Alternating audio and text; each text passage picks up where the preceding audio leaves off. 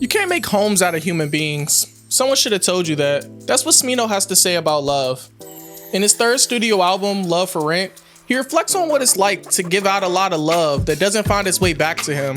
But Smino's not a stranger to those feelings. Over the last decade, he spent his career expressing what it's like to feel comfortable in one's skin.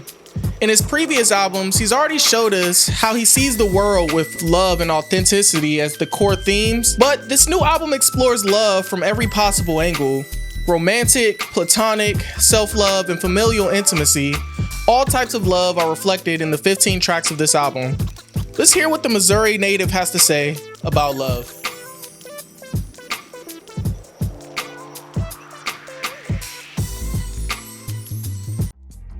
The first song, From the Source, could easily be taken as a hymn. You know those things that you used to sing in church on Sundays? Performed by Smino's little cousin, this track talks about faith and trust.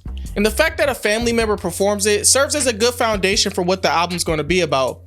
In this track, we get a first glimpse at the themes of love as seen through the lens of family dynamics. Literally, the source of love, like the title entails. As soon as From the Source is over, Smino continues with no L's. He admits he's been working so hard he ain't even noticing gains yet. He even name-dropped artists such as Beyonce, Frank Ocean, J.COLE, and even Jay-Z while talking about fame, glory, and what it's like to take a break from the scenery and lay low. If Luv4Rent is an album about love, this track is focusing on self-love. The idea of laying low but dreaming high keeps going in the following track, 90 Proof, in which J.COLE joins Smino. While performing, Cole invokes a sense of security and confidence with lines such as "No chain or no rollie, I move around dolly, untouched not because I'm hard, but because I got God." At the same time, the track sets a foundation for themes of romantic loves with lines such as "I got a real one, if I was broke, she never would leave me," hinting that there's someone in their lives who's been there for them even when times are hard. I think they named it 90 Proof because Cole was talking about his relationship with God when he was supposed to be talking about his love for his girl, drunk ass, but I really don't know why they named it 90 Proof.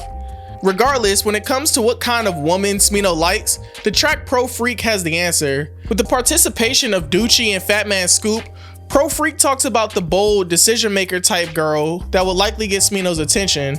This woman, however, seems to be an unattainable illusion that is out of his reach. He even says, "I know she ain't mine." I'm like, whose pussy is this? However, in the following track, Ola's Kendrick, Smino expresses what it's like for him to be intimate with the woman.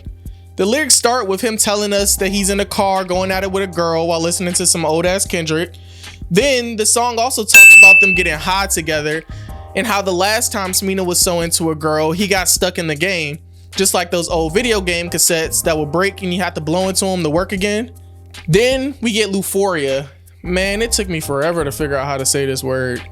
When Smino collaborates with Cruza on a track filled with lyrics that reflect on the use of weed to ease the pain and find peace of mind.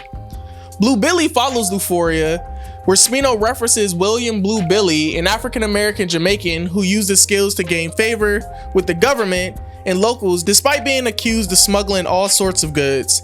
In a way, Blue Billy is about working hard and about how every person in Smino's community is, in a way, a hustler, condition by condition, just like Blue Billy. Then in Matinee, Smino reflects on how the world is a big matinee and how he's ready to make the best out of anything that comes his way after a long night of drinking. Along with the next track titled Mode in a Minute, Matinee talks about what it's like to live in LA. Mode in a Minute, however, has a more pessimistic view of the city, to the point where Smino even says, "I'm getting tired of LA. It might be time to relocate again." Following the thread of love, these three songs can hint at the love-hate relationship that Smino has with the city. You could also say this is his love-hate relationship that he has with Missouri if you're looking at Blue Billy as well. But the celebration of life and love reaches a new high in Defibrillator, with the song that talks about Smino's newfound fame, challenges, and how he used the position of power to help others.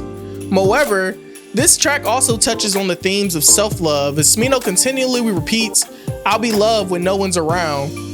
If you lost count, he's talked about familial love, friendly love, unconditional love, self-love, and even his love for his environment or the universe. Just making sure you're still with us. But as the album leads us to its end, we come across Garden Lady, a song about intimacy and the type of connection Smino wants. This track is then followed by Settle Down, which is about finding balance and grounding amidst life's adversities. Pudgy, which features Lil Uzi, serves as one of the final reminders of what Smino has accomplished and how he keeps moving to the top. I don't know what type of love he was going for in this song, maybe his accomplishments or he wanted to vibe with Uzi. Regardless, in the next song, he draws us back to the themes of self-love. Curtains, Smino talks about the crazy life he's lived and how he just needs to slow down and find time for his mind. This implies that Smino's life is still a work in progress, and while he might not know where he's going, he knows he has the ability to go far. But finally, the album closes with the heartwarming track called Lee and Lovey, which is mentioned on The Tonight Show with Jimmy Fallon, is a song that references the name of Smino's grandparents with the line, "Let's get old like Lee and Lovey." It becomes evident that Smino has great admiration for the relationship between his grandparents, but he also mentions that the way to reach this kind of love is by putting oneself before anything else. And with these 15 tracks, Smino takes us on a journey that explores love from every possible angle. By the end, it becomes evident that self-love is the basis for someone to build love in other areas of life. At least that's how it's been in Smino's life. Let me know if I got anything right or wrong. And don't forget to like, comment, subscribe. You know the whole spill. Catch you on the next one. Peace.